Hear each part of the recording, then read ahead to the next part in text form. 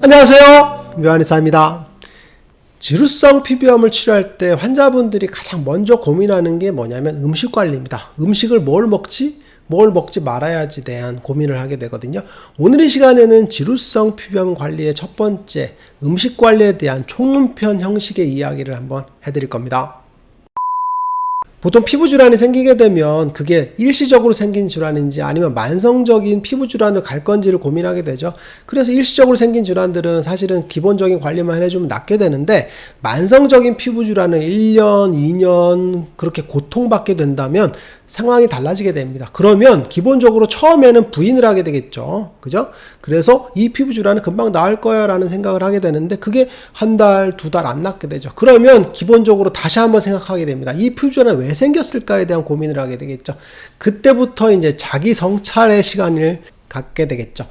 이 피부 질환이 왜 생겼지? 내가 뭘 잘못했나라는 자기 반성의 시간, 그죠? 그런 시간을 갖게 되는데, 그러면서 생활을 한번 돌아보게 됩니다. 그때 가장 먼저 하게 되는 게 뭐냐면 음식 관리입니다. 염증을 유발할 수 있는 음식들을 제한을 하는 그런 역할을 하게 되죠. 이때 들어가는 게 뭐냐면 채식입니다. 채식. 육식을 금하는 채식을 하는 선택을 하게 되고, 그리고 또 하나는 저열량식이, 그죠? 칼로리를 낮게 섭취하는 거. 극단적으로 보면 간헐적 단식 같은 걸 할 수 있게 되겠죠. 그리고 또 하나는 디톡스입니다. 몸이 안 좋은 것들을 빼내는 그런 디톡스 음식들, 아니면 디톡스 관리 같은 것들을 하게 되겠죠. 그리고 항염증 작용이 있는, 항산화 작용이 있는 음식들을 다량 섭취하는 그런 방법들을 취하게 되겠죠. 그리고 영양제 같은 것, 이런 건강 보조식품에 기대하는 경우가 많습니다. 그런데 첫 번째 채식에 대한 이야기는 지난 시간에도 제가 이야기했어요. 채식이라던가, 그죠? 저열량 식이 같은 것들, 그리고 간헐적 단식 같은 것들은 제가 계속 반복해서 이야기하지만, 실제로 이거는 채식을 하거나 간헐적 단식, 저열량식이라 하게 되면 염증은 원래 좋아지게 돼 있어요.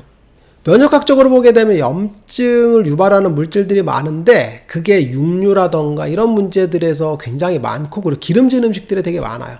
그러면 채식을 하게 되면 고기를 안 먹잖아요. 그죠? 풀에 무슨 기름이 있겠어요.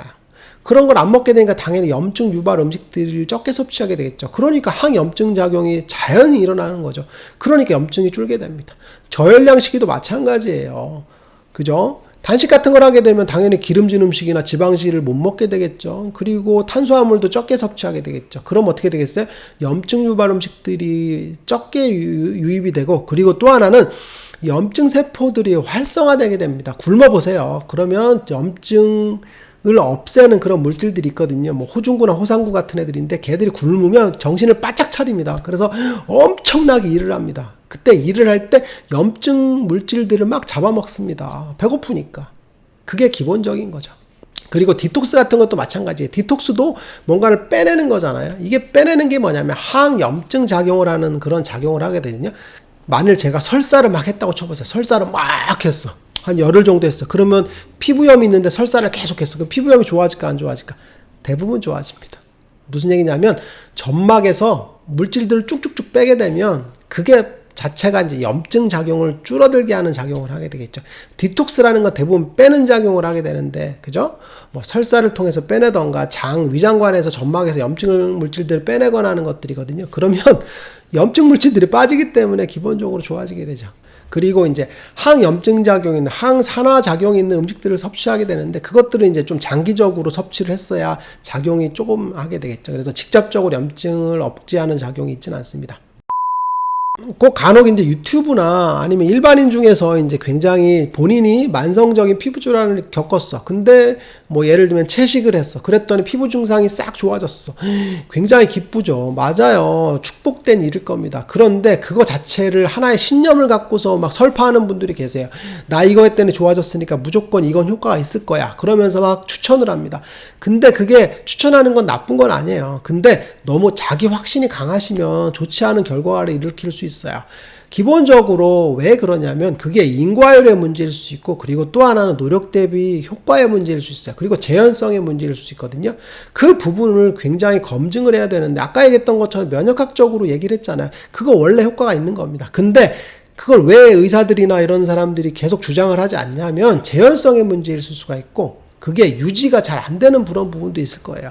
그래서 연구 논문을 보면 기본적으로 건선 같은 경우에도 단식을 하게 되면 건선이 좋아진다라는 연구 논문이 있어요. 근데 계속 굶을 수 없잖아요. 그리고 굶는 걸 멈췄을 때 건선이 또 생기는 그런 문제들이 발생을 하게 되거든요.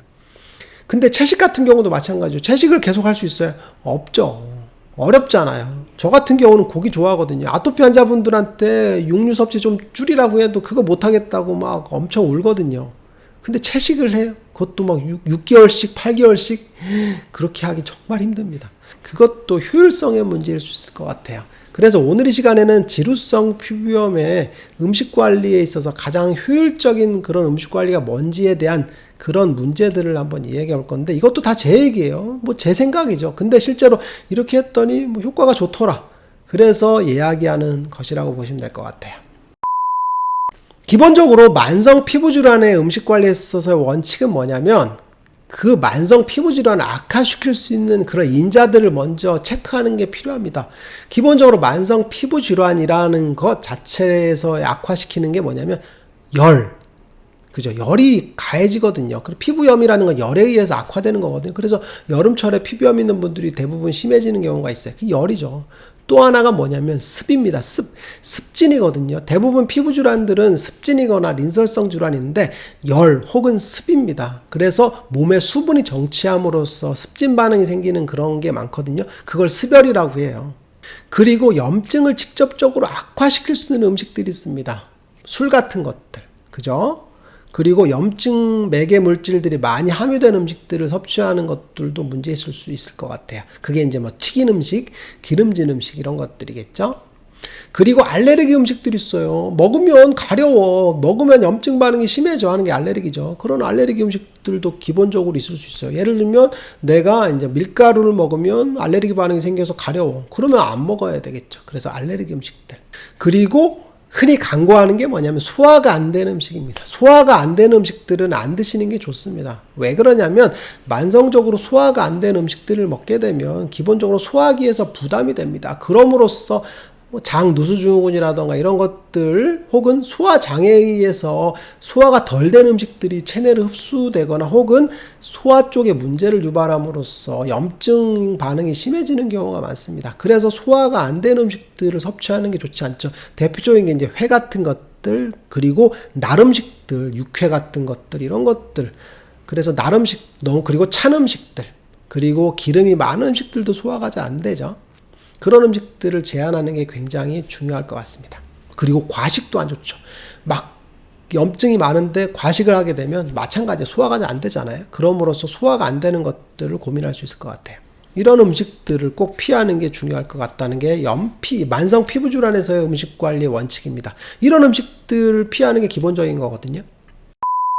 지루성 피부염의 병기가 뭐냐면 열대사장애라고 했잖아. 열이 자꾸 올라와서 얼굴과 머리 쪽에 열이 맺힙니다. 그래서 뭉쳐서 열이 내려가지 않는 만성적인 열이 뭉친 상태가 되겠죠. 그럼 어떻게 되겠어요? 그럼으로써 피지 분비도 많아지고, 그리고 피부에 염증 반응이 생기면서 습진화되고 짓무르고 모낭염 생기고 이런 것들이 생기는 그게 지루성 피부염이라고 했잖아요. 기본적으로 지루성 피부염은 열입니다. 열. 그래서 열을 많이 유발하는 음식들을 피하는 게 첫 번째 원칙이죠. 그리고 염증 반응이 우선 생겼잖아요. 그러니까 어떻게 돼서 염증을 유발할 수 있는 음식들을 피하는 게 가장 중요하다고 보시면 될 것 같아요. 그러면 벌써 나왔죠. 그러면 열을 내는 음식들을 피하는 게 원칙이란 얘기죠. 그럼 열 내는 음식들이 뭐가 있을까요? 맞습니다. 기름진 음식, 튀긴 음식, 그죠? 매운 음식들이 열을 많이 만들거든요. 기본적으로 기름진 음식 같은 경우는 이제 염증 유발 음식과도 관련이 되게 되는데, 기름진 음식들을 만성적으로 섭취하게 되면서 열이 막 몸에서 생기는 그런 문제들이 생길 수 있고, 그리고 술 같은 것들, 술을 먹으면 얼굴에 열이 훅 올라오잖아요. 그래서 열을 만성적으로 쌓아놓을 수 있는 그런 문제들이 벌어지겠죠. 그리고 매운 음식도 직접적으로 열을 많이 만들죠. 그래서 튀김회라고 하거든요. 튀긴 음식, 기름진 음식, 매운 음식들을 만성적으로 섭취를 하게 되면 염증 반응도 촉발하게 되고, 그리고 열을 많이 축적시킨다라고 보시면 될 것 같아요. 그리고 염증 유발 음식이라고 했죠. 염증 유발 음식, 염증을 악화시킬 수 있는 음식들 있죠. 그게 대표적인 게 뭐냐면 당분입니다. 당분.